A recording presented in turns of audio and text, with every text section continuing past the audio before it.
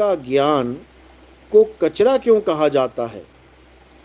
महाराज जी, ओशो जी के बारे में आपका सभी ज्ञान, ओशो जी के बारे में आपका सभी ज्ञान कमजोर क्यों है? सवाल क्या कर रहे हो? ये तो समझ से परे जा रहा है। लेकिन ओशो के बारे में आपको समझा देते हैं। देखो, सिंपल सी बात है।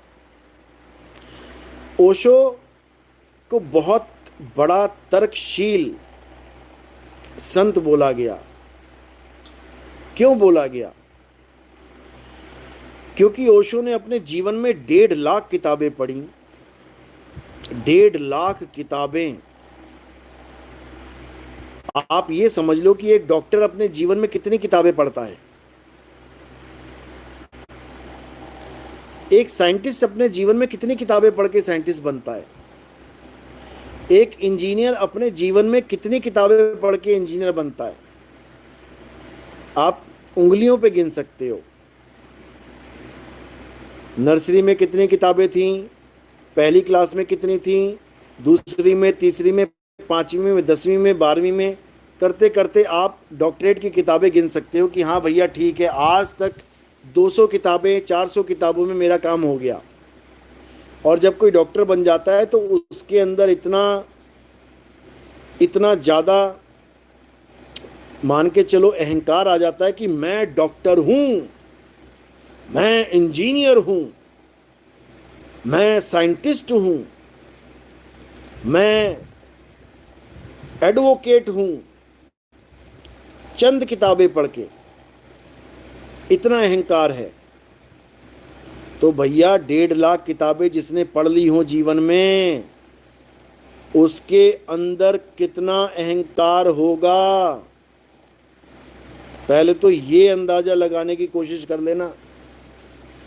क्योंकि उसको तो ऐसा लगेगा जैसे मैंने सारी दुनिया को ही पढ़ लिया, कुछ बचा ही नहीं है पढ़ने के लिए, सब कुछ पढ़ लिया।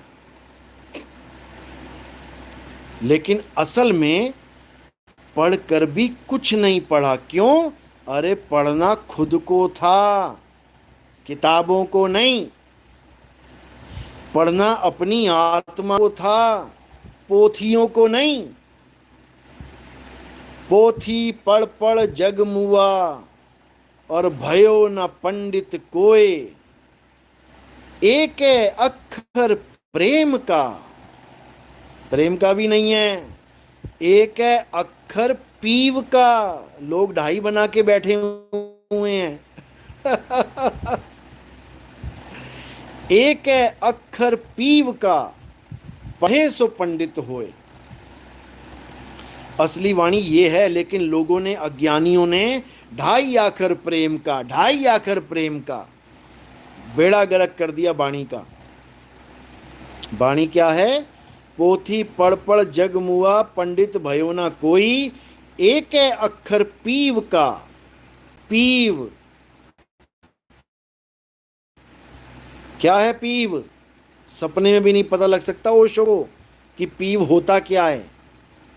क्योंकि ओशो का ज्ञान केवल और केवल सूक्ष्म शरीर तक ही सीमित था।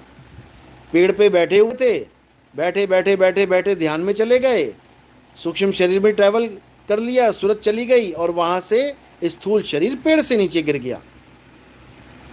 एकदम होश आया, क्या हुआ? देखा नीचे शरीर पड़ा हुआ था। उसी को अनुभूति समझने लग गए कि मुझे बहुत बड़ा ज्ञान हो गया, मुझे बहुत बड़ा अनुभव हो गया। कुछ भी नहीं हुआ, जीरो है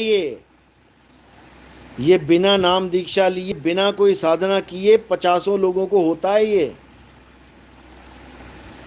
हद कर दी।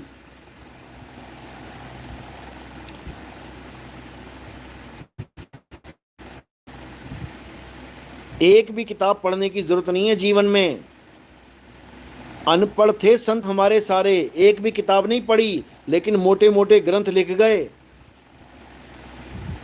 लिख गए मतलब ये नहीं अपने हाथों से लिखा।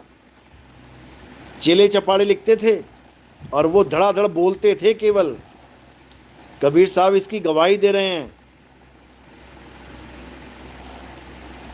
मसी कागज छुओ नहीं, और कलम गही नहीं हाथ। चार युग की महत्तम कबीर मुख ही जनाई बात। चारों युग का खेल खोल दिया कबीर साहब ने पूरा, मुंह से बोल बोल के, सारी बाणी बोल के चेलों से लिखवा के चले गए।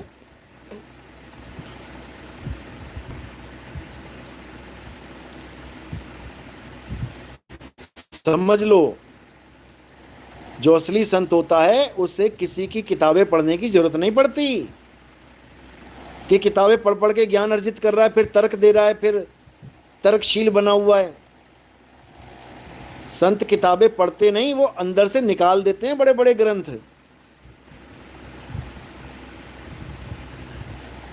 आजकल तो होड़ लगी हुई है, एक आचार्य घूम रहा है, पूरा कॉपी करता है, पूरा